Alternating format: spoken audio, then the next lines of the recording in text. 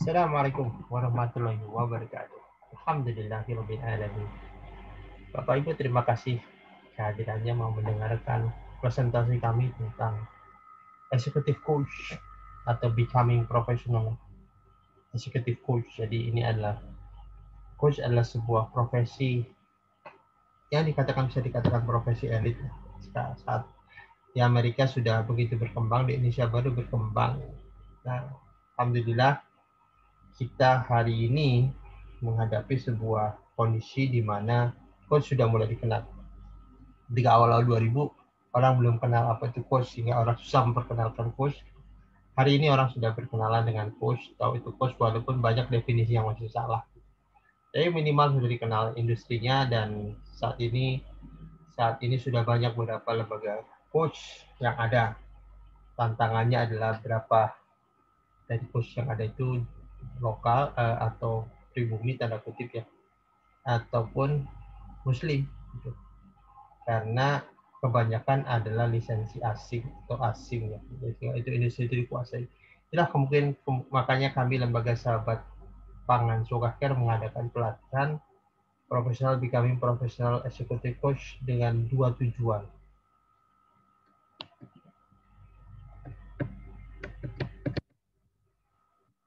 Jadi tujuan pertama kami adalah tujuan pertama kami mengadakan kegiatan satu bagian dari fundraising kami. Jadi kami sekarang punya tujuan ketika COVID datang, itu kami merubah sedikit konsep layanan umat. Salah satunya adalah memberi makanan pada duafa karena banyak yang industri atau bisnisnya hancur atau menjadi PHK, sehingga kami fokuskan pada pemberian makanan duafa. Di 2021 kami ingin targetkan 10.000 duafa setiap bulan, artinya bisa setiap hari kita beri makanan. Kami punya sekretariat salah satunya di Jatiwaringin gitu, dan di Jatiwaringin akan kami buat dapur umum untuk duafa, termasuk kita membeli beberapa kendaraan untuk food truck yang mengantarkan makanan pada para duafa. Jadi kegiatan eksekutif profesional eksekutif coach ada dua tujuan. Tujuan pertama adalah membantu kami penggalangan dana untuk merubah tadi, membentuk dapur umum duafa, memasak, kemudian memberikan makanan pada duafa, karena memang Zokah ini di 2021 itu fokusnya adalah membagi ilmu dan dapat donasi dari situ, kemudian bagi makanan. Oh iya, saya belum perkenalkan juga. Kami ada di lembaga sahabat pangan Sukacare. Zokah ini nama yayasannya Yayasan Zokah atau Suara Kasim Hasan. Nah, hari ini kami akan presentasikan salah satu program fundraising kami, sekaligus juga membangun industri atau mengajak pada umat Islam menguasai industri yang sebenarnya punya kita, yaitu industri jasa coaching ya, gitu, yang selama saat ini sebenarnya dikuasai oleh asing maupun lisensi asing. Nah, kegiatan kami ini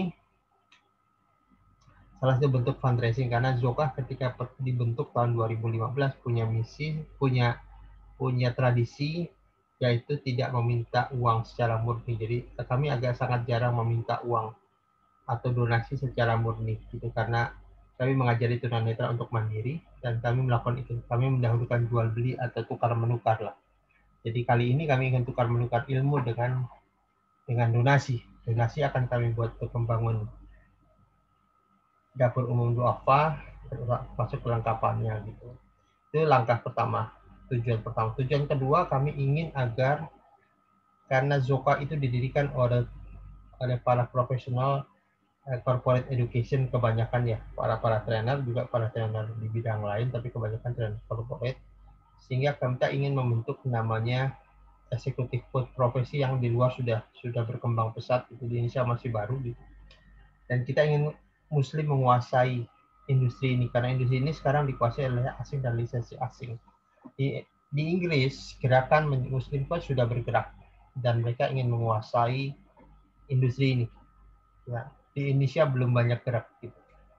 Kami ingin kita bergabung, semua bergabung, membangun kekuatan dan menguasai industri ini, karena industri ini cukup besar ya nilainya. Dan coaching pembinaan adalah nature-nya seorang muslim, karena kita punya kewajiban dakwah, dan dakwah salah satunya pembinaan. Harusnya ini milik muslim. Dan executive coach adalah sebuah profesi coach yang berbeda dengan business coach, fokusnya pada corporate. Jadi nanti kita akan jelaskan apa perbedaannya. Tapi di dalam kegiatan ini, misinya dua, satu fundraising untuk mengubah menjadi dapur umum, yang kedua menguasai industri jasa coach, Muslim menguasai industri jasa coach. Itu misi. Jadi bukan hanya belajar, kami adalah lembaga swadaya masyarakat, selalu kegiatannya berbekal misi, tidak hanya ngadain pelatihan murni. Di baliknya ada misi, salah satunya misi untuk membangun ekonomi umat. Dan kegiatan membangun atau menguasai industri jasa coaching adalah salah satu langkah kita menguasai industri dengan satu bagian industri dengan industri, lama-lama insya Allah kita bisa kuasai semua industri. Tapi industri ini muncul dan kami miris melihat bagaimana asing menguasai industri ini tanpa ada perlawanan dari lokal, yang berarti kita ingin teman-teman rekan-rekan muslim semua kuasai industri ini karena asing datang, kliennya orang Indonesia, ilmunya sebenarnya bisa kita pelajari. Miris banyak capital flight keluar hanya gara-gara tidak ada musuhnya atau tidak ada pesaingnya gitu. Tidak ada lawannya di industri ini. Dan kita akan bangun itu. Gitu. Kita akan buat asosiasi sendiri, kita akan buat coach untuk Muslim coach. Mudah-mudahan langkah ini mendapat dukungan banyak orang.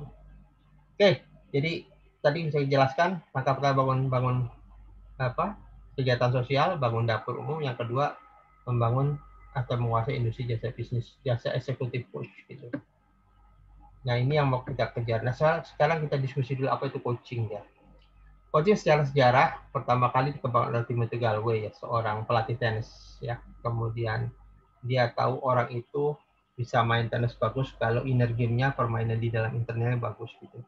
Sehingga dia membuat buku Inner Game of Tennis. Kemudian berikutnya dia mengajar seorang John Whitmore, seorang bangsawan, membuat coaching performance yang menjadi acuan seluruh dunia. Dan memperkenalkan model pertama coaching disebut dengan Grow Model. Apa kata Timothy Gallwey ketika dia mengembangkan coaching? Coaching membuka potensi orang untuk memaksimalkan kinerja mereka sendiri. Jadi kinerja mereka sendiri. Jadi coaching itu bukan ngajarin, bukan training. Coaching itu membantu individu nanti untuk belajar, bukannya mengajar mereka. Jadi bukan training ya. Kalau menurut Harvard itu interaktif proses. Jadi memang namanya coaching itu bisa antara manajer dan supervisor atau juga external coach. Nah, yang kita mau pelajari adalah menjadi external coach. Gitu. Jadi kita nanti klien kita adalah para perusahaan yang para eksekutif perusahaan yang menjadi klien kita. Itu kurang lebih tentang coaching. Sekarang kita lihat dulu review prestasi coaching. Ya, ini ada berapa banyak prestasi coaching ya. Dan coaching di beberapa klien kami juga ya di luar Jokah gitu adalah kita sering ada training, kemudian bisa kita nawarin coaching gitu. Karena coaching dan training itu memberikan dampak 88% bahkan sampai 95%. Dan training sini hanya 20%-an. 2004 banyak ini Agile Technology, the Alliance of Strategic Leadership. Pemegang sahamnya meng-hire para coach. Jadi para coachnya membina para manajer dan terjadi peningkatan kinerja sampai 78%.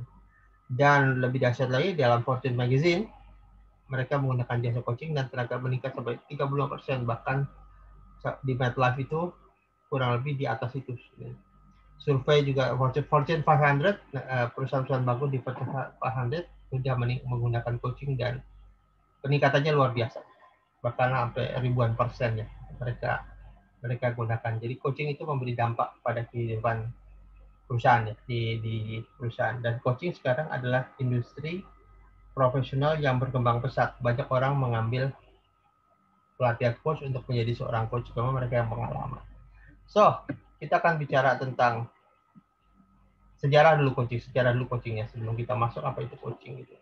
Indonesia tahun 95-an kurang lebih sudah ada tuh coaching di Indonesia, namanya SME Success Motivation International. Cuma belum berkembang pesat karena dia masih untuk kalangan tertentu gitu. Kemudian datanglah 2001 Action Coach, fokusnya ke UKM. Kemudian ada Focal Point Coaching. Nah, ini akhirnya membuka ruang banyak Indonesia mulai mengenal apa itu coaching, dan kemudian hadirlah ke asosiasi terbesar di dunia namanya ICF gitu. Kemudian ada 99 coaching niche itu mereka jadi ICF memperkenalkan 99 coaching. Jadi coaching itu bisa banyak hal. Ada coaching untuk karir atau coaching untuk macam-macam, dan executive coach tetap menjadi salah satu primadona karena disitulah fee terbesar ada di sana gitu. Tentu berikutnya adalah business coach yang fokusnya ke UKM. Oke, nah sekarang saya ingin jelaskan sedikit tentang apa itu coaching. Apa itu coaching? Kita lihat videonya sebentar.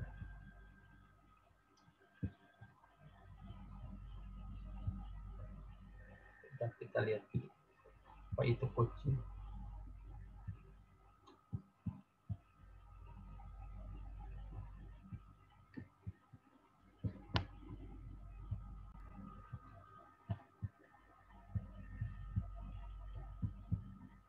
Kita lihat apa itu coaching.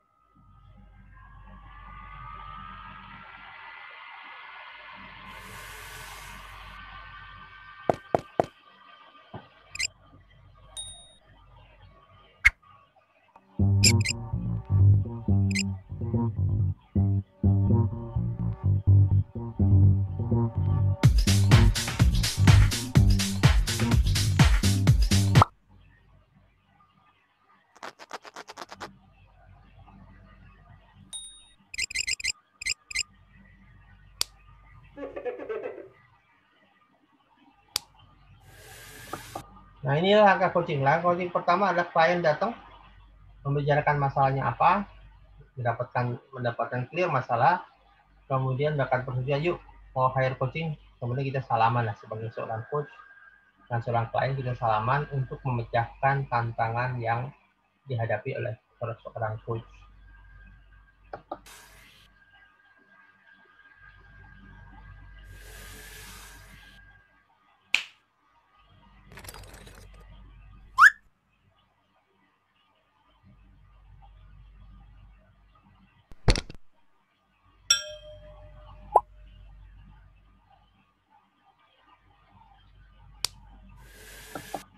Nah, langkah kedua adalah setelah dapat, kemudian kita tanyakan jasa seorang coach.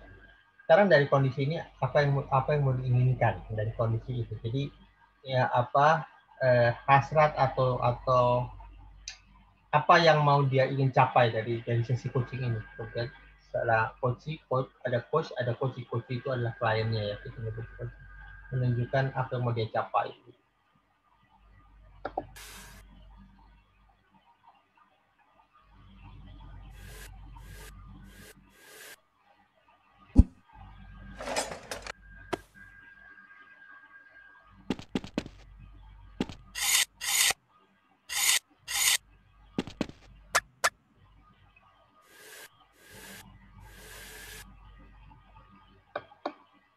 Nah, langkah berikutnya adalah merancang rencana. Lihat di dalam gambar ini, di dalam sesi ini, seorang coach hanya memberikan bolpennya, yang menulis rencana adalah kliennya. Jadi, kita seorang coach hanya mendampingi rencana klien. Jadi klien yang memutuskan, kita yang mendampingi.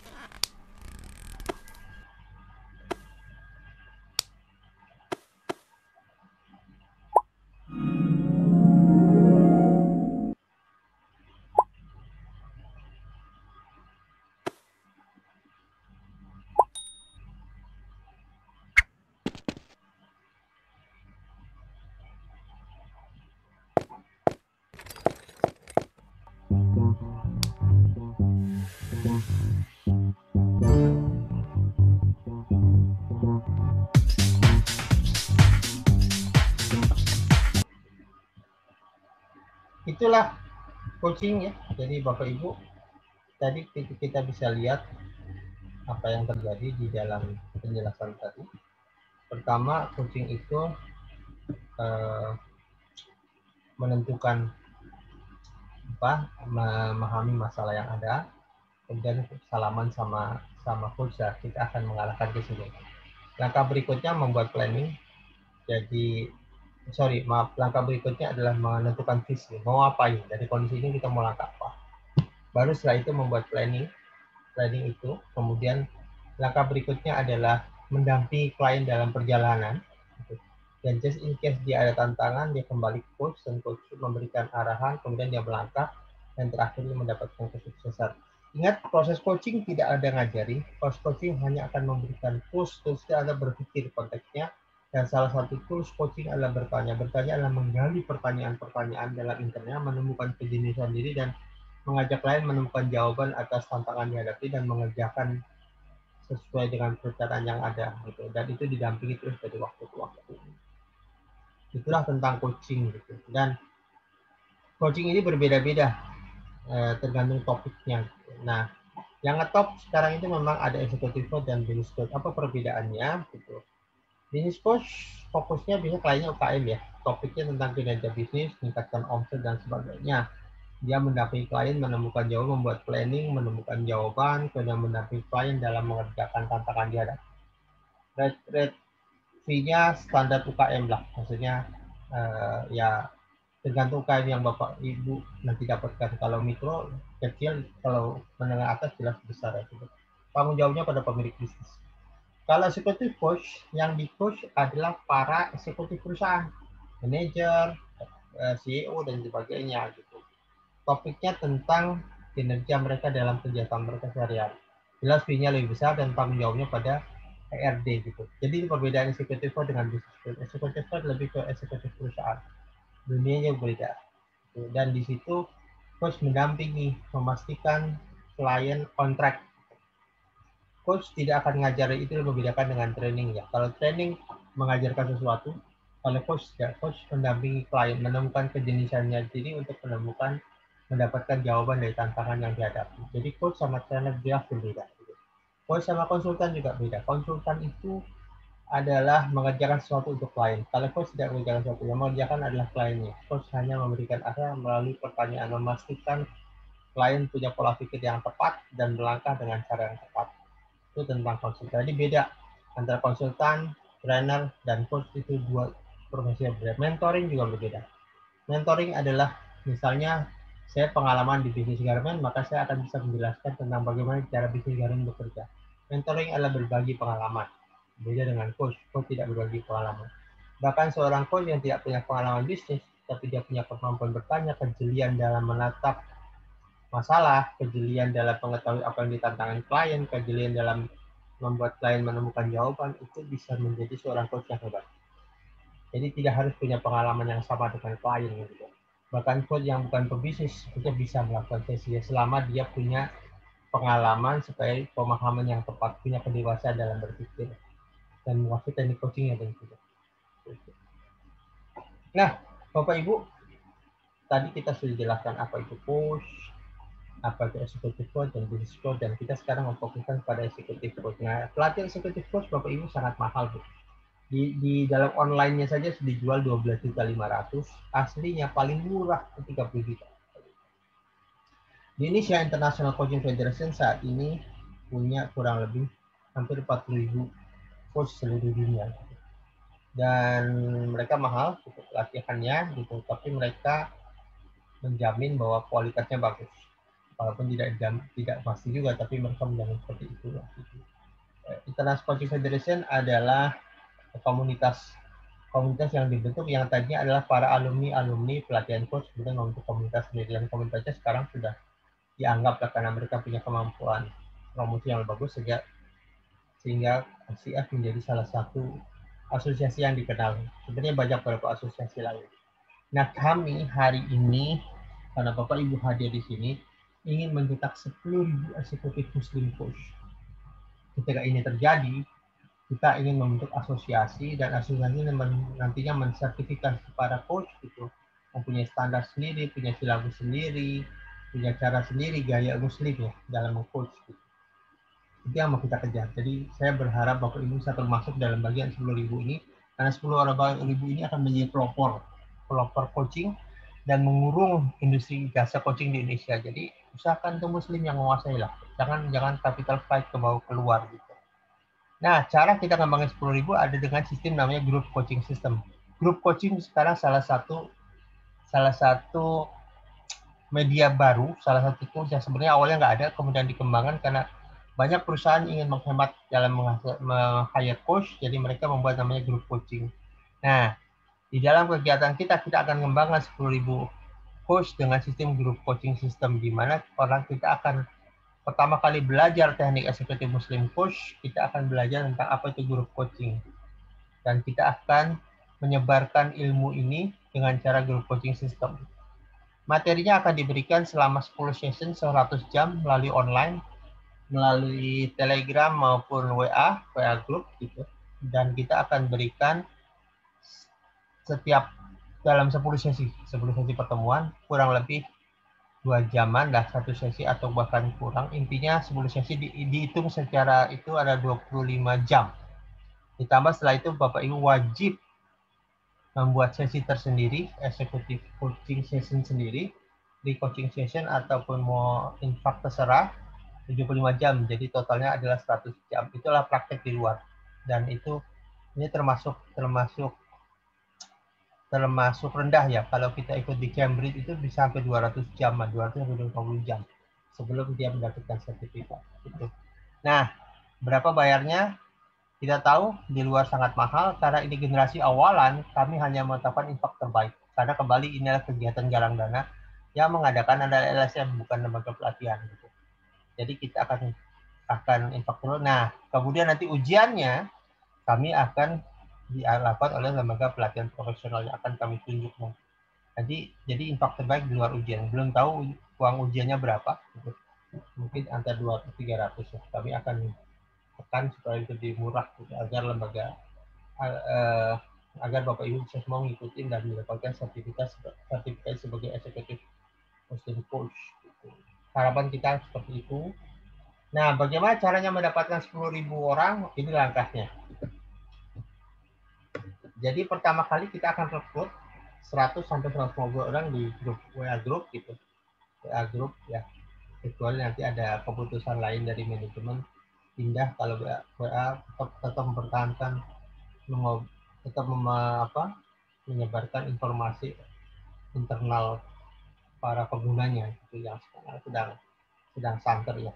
Kalau nanti kita akan pindah ke grup atau WA khusus muslim ya gitu, atau media sosial khusus muslim. Jadi kami hanya akan melatih 100 sampai 150 orang, kita hanya akan berjalan ke 100 sampai 150 orang. Dan 150 orang itu nanti tiap orang membuat namanya grup coaching untuk menyampaikan kembali materi yang telah didapatkan. Jadi artinya Bapak Ibu nanti saat melakukan materi harus memahami, kemudian share ke orang. Bina itu 5 orang dengan skema grup coaching. Jadi sekaligus belajar bagaimana merawat grup coaching. Karena Bapak Ibu nanti di corporate dipanggil biasanya sesinya grup coaching. Bapak Ibu di-hire misalnya 6 bulan. Kalau 6 bulan itu biasanya 2 kali pertemuan sebulan. Gitu. Artinya ada 12 kali pertemuan dan sesinya grup coaching. Grup coaching ada menghadapi 5 atau maksimal 10 orang. Ya. Dan itu akan kita lakukan di dalam pelatihan ini. Jadi dalam pelatihan ini Bapak Ibu membina orang juga. Walaupun dalam bentuk WA. Apa materi yang mau diberikan? Materi yang diberikan adalah materi tentang coaching skill. Jadi Bapak Ibu akan membina 5 orang. Nanti 5 orang ini akan melakukan binaan juga. Membangun binaan 5 orang. Dan terakhir di 5 orang. Jadi cuma ada 4 layer, 4 lapisan ya. 1, 2, 3, dan 4. Apa yang dilakukan? Mereka akan belajar grup coaching sambil mempraktekkan. Jadi sambil mempraktekkan, kemudian sering ada gimana cara cari 5 orang? Biasa ini hanya infak saja. Saya rasa kalau Bapak Ibu nanti menjadi coach, Bapak Ibu harus cari klien juga kan?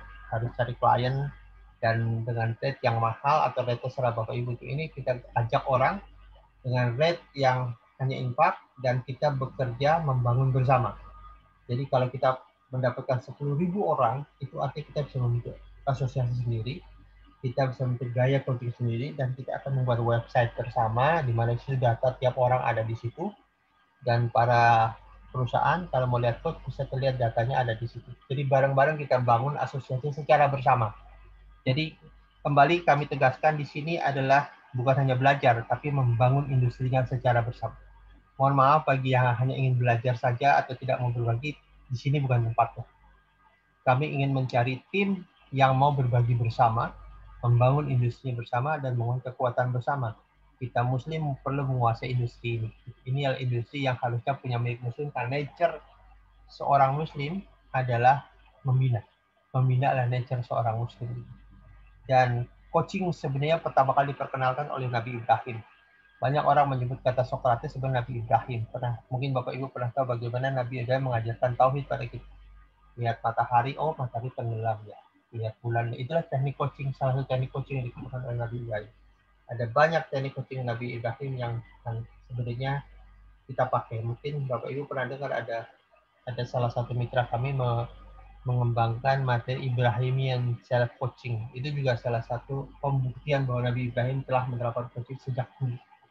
Dan ini punya Muslim, artinya kita bisa melakukan, kita bisa mengadakan coaching, mengembalikan kembali, menguasai kembali industri ini dan menjadi Muslim gitu.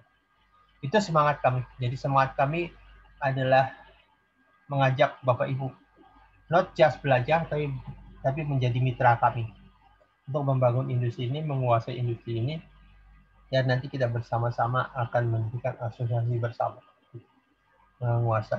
sekaligus menguasai industri. Jadi kita bisa sebesar ACF tapi untuk Muslim. Kita bisa sebesar International Coaching Federation tapi untuk Muslim. Dan syukur-syukur nanti kita cari link ke Inggris dan sebagainya sehingga kita bersatu membangun industri ini menjadi milik Muslim. Itu kurang lebih Bapak Ibu. Terima kasih atas perhatiannya. Silahkan kalau mau bergabung bersama kami, daftarkan kepada yang nge-share video ini gitu.